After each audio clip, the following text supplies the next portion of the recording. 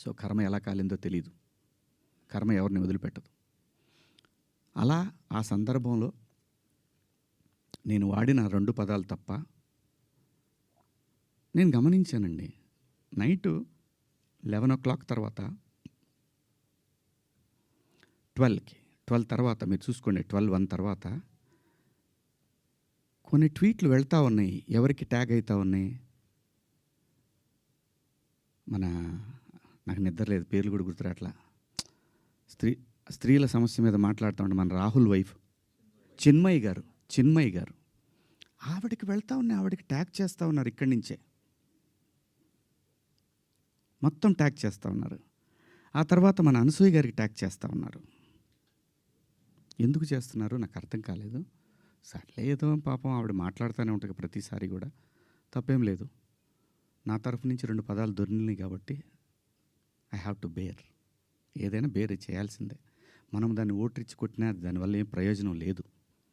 ఎందుకంటే తప్పు నా వైపు ఉంది కాబట్టి నేను సర్దుకొని వెళ్ళాలి, తప్పదు. క్షమాపణలు చెప్పాను, ఇంకా చెప్తాను కూడా. ఆ 2 పదాలకి నేను ఎప్పుడు సెట్ అవుతానో నాకు తెలియదు. నా మైండ్ ఎప్పటికి సెట్ అవుతుందో తెలియదు. అటువంటి పరిస్థితిలో ఉన్నా. నేను నా భార్య అయితే అసలు నువ్వు ఇలాంటి స్టేటస్లో ఉంది.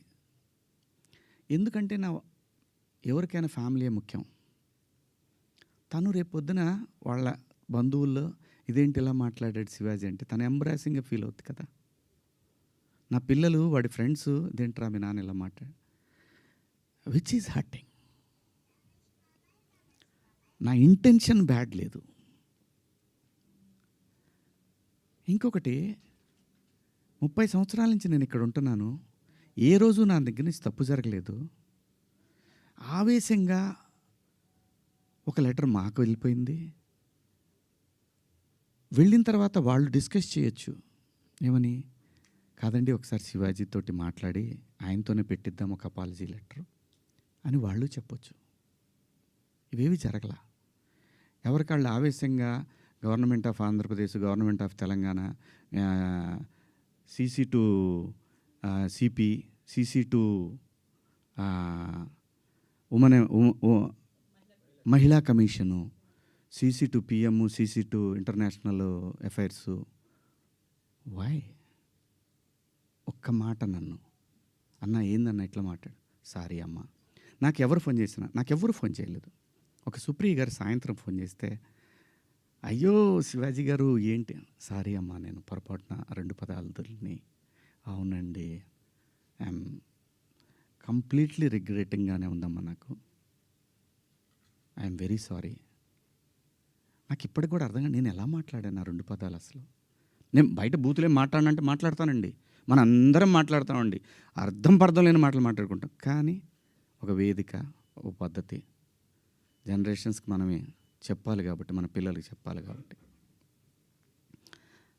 ఆవిడ సరే అండి పెట్టేసేయండి అయిపోయింది. నేను ఇచ్చేసాను, అప్పటికే నేను పంపించేశానమ్మా అప్పుడే. ఎందుకంటే వాళ్ళందరూ నాకు తెలుసు, నన్ను అన్నాను అని పిలుస్తారు. ఒక్క మాట నన్ను అడుగుంటే, ఒక్క మాట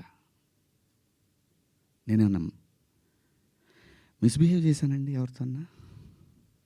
ఎప్పుడన్నా మీరు ఏ ఆర్టిస్ట్ అయినా సరే, ఇప్పటికీ భూమిక గారితో చేస్తాను, మేడం అని పిలుస్తా, లయమ్మ అంట. రంభ గారితో చేశాను, సంగవి గారితో చేశాను, పెద్ద పెద్ద ఆర్టిస్టులతో చేశాను. ఇంత చిన్న మిస్బిహేవ్ చేయలేదు, చెయ్యను కూడా. ఎందుకంటే ఏదో ఒక రోజు ఇది మనకి గుదిబండై కూర్చుంటుంది. అందుకని నేను ఎప్పుడు కూడా అసలు అమ్మాయిలతో దగ్గర కూడా ఎవరైనా కనపడ్డా కానీ యాటిట్యూడ్ అనుకుంటారు, ఎందుకంటే దూరంగా ఉంటా. ఏమో ఏ దరిద్రం ఎలా మనం నెత్తికెక్కించుకోవాల్సి వస్తుందో, వాళ్ళు ఎక్కడ బాస్ ఫాలో అవుతారో పిల్లల్ని, అది నా క్యారెక్టర్. నేను నా క్యారెక్టర్ని చెప్పుకొని మనం హైలైట్ అవ్వాలనే ఉద్దేశం నాకు లేదు. జరిగిన తప్పుని నేను ఎక్స్ప్లెనేషన్ ఇవ్వాల్సిన బాధ్యత నా మీద ఉంది మీ అందరి దగ్గరికి వచ్చి. అలాగే చూస్తున్న వాళ్ళ ప్రేక్షకులకు కూడా చెప్పాల్సింది. కానీ నిన్న మీరందరూ లైవ్లు పెట్టారు, ప్రజల స్పందన మీరు చూశారు. అంతర్మాత్రం చేత నాకు సపోర్ట్ ఉంది నేను చెప్పట్లేదు. ఉన్నా సరే నేను మాట్లాడిన తప్పు ఇది చాలా దూరం క్యారీ ఫార్వర్డ్ చేస్తాం. ఇంకో హీరోని అడుగుతారు, ఇలా అన్నాడు శివాజీ అని. క్షమాపణ చెప్పాడు కదయ్యా అని అంటారు. ఇది వెళుతూనే ఉంటుంది నిరంతరం, కొన్నాళ్ళు ఇంతకన్నా పెద్ద ఇష్యూ వచ్చే వరకు కదా. అలాగే ఒకవేళ ఆ లూలు మాల్లో నిధి అగర్వాల్ పాపం ఆ పిల్ల బట్టలు ఏదన్నా ఒకటి జారితే ఆ అమ్మాయి జీవితకాలం ఆ వీడియోలు ఉంటాయి కదండి, తీమన్నా తీస్తారండి ఎవరన్నా? నన్ను చాలా ప్రొవోక్ చేసింది ఆ ఒక్క సిచ్యువేషనే. నేను మా సమంత గారిది నేను చూడలేదు, అయ్యింది అని అన్నారు. నేను అంటాను, మీరంతా ఇప్పుడు నేను చెప్పిన మాట ఏంటి, అమ్మా మనకెందుకు ఈ దరిద్రం? ఇట్లా జనంలోకి వెళ్ళినప్పుడు కాస్త మంచి బట్టలు మీరు ఏమన్నా వేసుకోండి, చీరలు కట్టుకుంటారు. ఇప్పుడు మీరు వచ్చారమ్మా, చక్కగా నిండుగా వచ్చారు. ఎందుకు వస్తారు? మనకంటూ మనం ఒక చోటుకి వెళ్ళినప్పుడు మనకే ప్రమాదం లేకుండా మనల్ని ఎవడో విమర్శించకుండా బయటపడాలి అనేది ఉద్దేశం. అది నా ఇంటెన్షన్. శిక్ష వేసేవాడు కూడా ఫస్ట్ ఇంటెన్షన్ చూస్తాడు. ఇది ఏ ఇంటెన్షన్తో మాట్లాడాడు? జడ్జి అయినా, ఈవెన్ కేసు తీసుకునే ఎస్ఐ అయినా ఉమెన్ కమిషన్ దాకా పోవాలన్నా ఇది ఈ 2 పదాలు. నాకంటే పెద్ద పదాలు ఎవరు వాడలేదు ఈ పరిశ్రమలో. కేరళలో గర్ల్స్, మహిళలు అందరూ చక్కగా సారీ కట్టుకుంటారు, ఫుల్గా కవర్ చేసుకుంటారు, గాజులు వేసుకుంటారు, బొట్టు వేసుకుంటారు, నెక్లెస్ వేసుకుంటారు, ఇయర్ రింగ్స్ వేసుకుంటారు. వాళ్ళు సేఫ్గా ఉంటారు తెలుసా. Mean while a lot of times girls are abused by their own family members, by their own relatives. అప్పుడు ఏం చేయాలి? One of my most favorite actresses, Soundarya Gari photos were recently morphed using AI.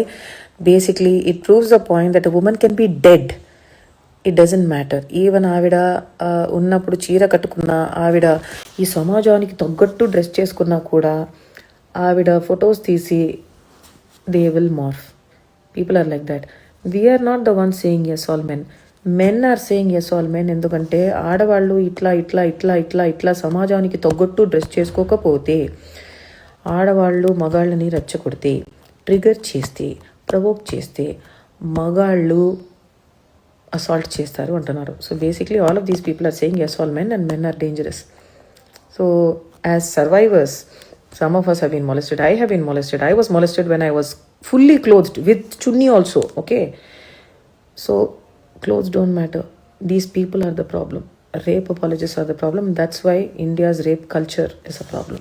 సౌందర్య గారి photo కింద ఒక comment ఎలా ఉంటుందంటే, ఆవిడ dead బాడీని I will eat it.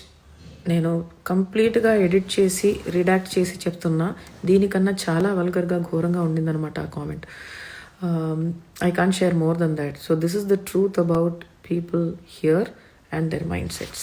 Recent టైమ్స్లో చాలా మంది కేసెస్ వస్తున్నాయి where boys are being gang raped by men. So అబ్బాయిలు కూడా చీరలు కట్టుకోవాలా ఏమో చెప్తే నేను కూడా అట్లాగే మా అబ్బాయిని కూడా పెంచుతాను. బికాజ్ ఈ సమాజంలో, మీ సమాజంలో పెంచుతున్నాను కాబట్టి I need to understand how your rape apologist mind sets work. Blaming clothes for sexual abuse and sexual harassment and sexual assault on any gender is called a rape apologist mindset. So ee rape apologist mindset ni common chesi ide mana culture, ide mana prakriti, ide mana samajam, ide mana bharatiya samskaram ani vagutunnattuvanti manushulu, please remember this is called a rape apologist mindset. Rape jaragataniకి reasons vetiki they are blaming survivors and victims for just existing. Please call this out. Please stop it. This is wrong. Heroine actress వేసుకున్నటువంటి బట్టల్ని బట్టి abuse చేయడానికి, grab చేయడానికి, molest చేయడానికి, హ్యారెస్ చేయడానికి సిద్ధంగా ఉన్నటువంటి, trigger అయి రెడీగా ఉన్నారు కదా, వీళ్ళందరూ కూడా కుడ్ బి అంటే వీళ్ళ సొసైటీ. వీళ్ళని చూసే మేమందరం కొంచెం ఇది డేంజర్, మనమే కేర్ఫుల్గా ఉండాలి అని చెప్తున్నారు కదా. సో వీళ్ళందరూ ఎవరికో తండ్రి, తమ్ముడు, తాత, చిన్నాన్న, పెద్దనాన్న, cousin brother, husband, brother in law, బావ, బామర్ది, ఫ్రెండ్, ఎవరైనా ఉండొచ్చు కదా. So I'm just trying to understand, వీళ్ళకి మాత్రం సంస్కారం నేను నేర్పించలేదా? ఒక అమ్మాయి పబ్లిక్ స్పేస్లో ఉంటే, ఆవిడ ఒక ప్రొఫెషనల్గా పని చేస్తుంటే, అయితే ఇప్పుడు ఒలింపిక్ లెవెల్లో స్విమ్ సూట్స్ వేసుకుని ఒక ఫీమేల్ స్విమ్మర్ వెళ్ళి మెడల్ కొడితే ఎందుకు స్విమ్ సూట్ వేసుకొని అని చెప్తారా? అర్థం కావట్లేదు. The only cause for rape is the rapist, the only cause for abuse is the abuser, the only cause for child sexual abuse is the child sex offender.